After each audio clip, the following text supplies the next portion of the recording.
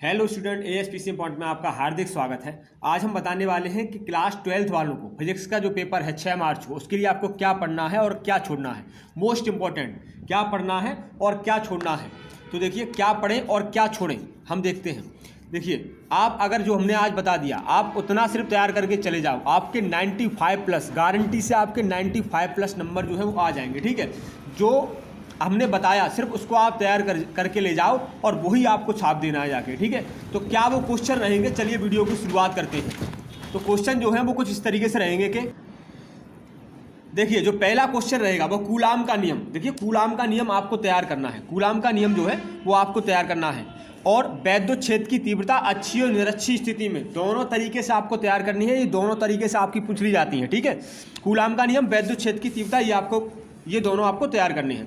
अब यहाँ पर गॉस का नियम जो है वो आपको तैयार करना है। गॉस का नियम अच्छे से आना चाहिए। आपका मॉडल पेपर, जो भी मॉडल पेपर आपके पास हो, राजीव के हो या कोई भी मॉडल पेपर मास्टरमाइंड का हो, अरिहंत का हो, किसी में भी आपको ये क्वेश्चन मिल जाएंगे। ठीक है, यही आपको तैयार करने हैं, इसके अतिरिक्त आपको कुछ तैयार नहीं करना है। और यहीं से आपका आएगा, एक एक क्वेश्चन आपका मिल जाएगा। ठीक है, अब क्या है, एक समान लंबे तार के निकट वैद्युत क्षेत्र की तीव्रता, वो आपको तैयार करना है। एक समान क्या रखा है, एक समान लंबे तार के आवेशित तार के कारण जो वैद्युत क्षेत्र की तीव्रता है वो आपको तैयार करना है। इसकी वीडियो जो है आपको इसी चैनल पर जो है अभी लाइव सेशन में मिल जाएंगी, इसी चैनल पर आपकी अपलोड हुई मिल जाएंगी, वो भी आप देख सकते हैं। ठीक है, आपके पास सिर्फ और सिर्फ 12 घंटे के लगभग टाइम रहेगा। अब इन 12 घंटों में आपको यही तैयार करने हैं, ज़्यादा आपको भटकना नहीं है।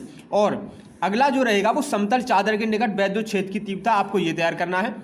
अगला जो रहेगा क्वेश्चन वो आपका रहेगा गॉस की प्रमेय से कूलाम का नियम और वैद्युत क्षेत्र की तीव्रता याद करना। ठीक है, गॉस की प्रमेय की सहायता से कूलाम का नियम और वैद्युत क्षेत्र की तीव्रता याद करना। फिर अगला आपका क्वेश्चन रहेगा कि अच्छी और निरक्षी स्थिति में वैद्युत क्षेत्र की तीव्रता जो है वो याद करना।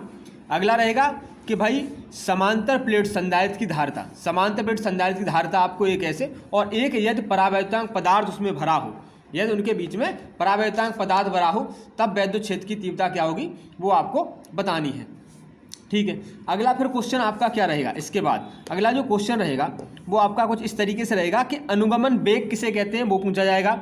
अनुगमन वेग तथा धारा घनत्व में संबंध पूछ लेगा, अनुगमन वेग तथा धारा के बीच में संबंध पूछ लेगा, मुक्त इलेक्ट्रॉन आपसे पूछ लेगा, ओम का नियम आपसे पूछ लेगा, आपको पता होना चाहिए सब। ठीक है, ओम का नियम पूछ लेगा। अगला मोस्ट इंपॉर्टेंट क्वेश्चन रहेगा आपका कि व्हीटस्टोन सेतु जो है वो क्या है, व्हीटस्टोन सेतु का सिद्धांत क्या है, चित्र सहित आपको ये सिद्धांत याद होना चाहिए। फिर अगला होगा किरचॉफ का नियम, मोस्ट इंपॉर्टेंट ये रहते हैं। ठीक है, ये मोस्ट इंपॉर्टेंट है, किरचॉफ का नियम ये आते ही आते हैं। अनुगमन वेग, जितने भी आपके अभी हम बता रहे हैं सभी मोस्ट इंपॉर्टेंट रहेंगे, ये आपको ध्यान रखना है। अगला जो क्वेश्चन रहेगा वो रहेगा कि बायो-सैवर्ट का नियम, भाई बायो-सैवर्ट का नियम क्या है वो आपको बताना है। ठीक है, संट आपसे पूछ लेता है, संट किसे कहते हैं वो आपसे पूछ लेगा, उसका सूत्र पूछ लेगा। ठीक है, फ्लेमिंग के बाएं हाथ का नियम आपसे पूछ लेता है। और अगला जो मोस्ट इंपॉर्टेंट क्वेश्चन रहेगा वो एम्पियर का नियम, तो एम्पियर का नियम आपसे पूछ लेता है, डेरिवेशन पूछ लेता है, इसकी परिभाषा पूछ लेता है। दोनों तरीके से आपको याद करनी है। ठीक है, अगला जो क्वेश्चन रहेगा वो रहेगा वृत्ताकार धारावाही चालक, वृत्ताकार धारावाही चालक के केंद्र पर विद्युत क्षेत्र की या वैद्युत क्षेत्र की तीव्रता जो है, चुंबकीय क्षेत्र की तीव्रता वो आपकी क्या रहेगी। ठीक है, उसका अगला जो अब सवाल रहेगा आपका मोस्ट इंपॉर्टेंट है कि ट्रांसफॉर्मर किसे कहते हैं, फैराडे के विद्युत चुंबकीय प्रेरण के नियम आपको पता होना चाहिए, लेंज के नियम आपको पता होना चाहिए। इनका स्क्रीनशॉट ले लेना अच्छे से। ठीक है, एक एक चीज़ को आपको याद करनी है और ये चैनल पर भी मिल जाएंगी, ये आपको ध्यान रखना है। इसी चैनल पर जाके आप इनकी वीडियो को देख सकते हो। ठीक है, और आपका प्रेरित विद्युत वाहक बल, प्रेरित विद्युत वाहक बल आपसे पूछा जाता है, प्रेरित विद्युत वाहक बल किसे कहते हैं वो आपको बताना है। अगला आपका रहेगा कि भाई अन्योन्य प्रेरण गुणांक, ठीक है, अन्योन्य प्रेरण गुणांक क्या है वो आपको बताना है। चौक कुंडली किसे कहते हैं ये आपको तैयार करना है, चौक कुंडली का सिद्धांत आपको तैयार करना है। एलसीआर परिपथ आपको तैयार करना है। एलसीआर परिपथ से आपको पहले तो एलसीआर परिपथ श्रेणी क्रम में आपसे पूछ लिया जाता है, और एलसीआर परिपथ से सवाल जो है डेरिवेशन न्यूमेरिकल जो है वो भी आपका आता है, ये आपको ध्यान रखना है। ठीक है, फिर विद्युत चुंबकीय तरंगें यानी मैक्सवेल का विद्युत चुंबकीय प्रेरण सिद्धांत जो है वो आपसे पूछ लिया जाता है, ये आपको अच्छे से आनी चाहिए, एक एक क्वेश्चन आपका क्लियर होना चाहिए। प्रिज्म के पदार्थ के अपवर्तनांक एन का जो फॉर्मूला है वो आपको तैयार होना चाहिए कि प्रिज्म के पदार्थ का अपवर्तनांक जो है वो क्या होता है, वो ही आपको तैयार होना चाहिए।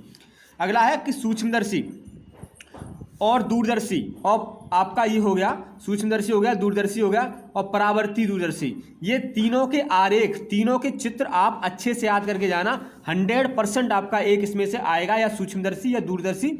ये खगोलीय दूरदर्शी है, ठीक है बेटा, और ये परावर्ती दूरदर्शी है। ये आपका याद करना पड़ेगा।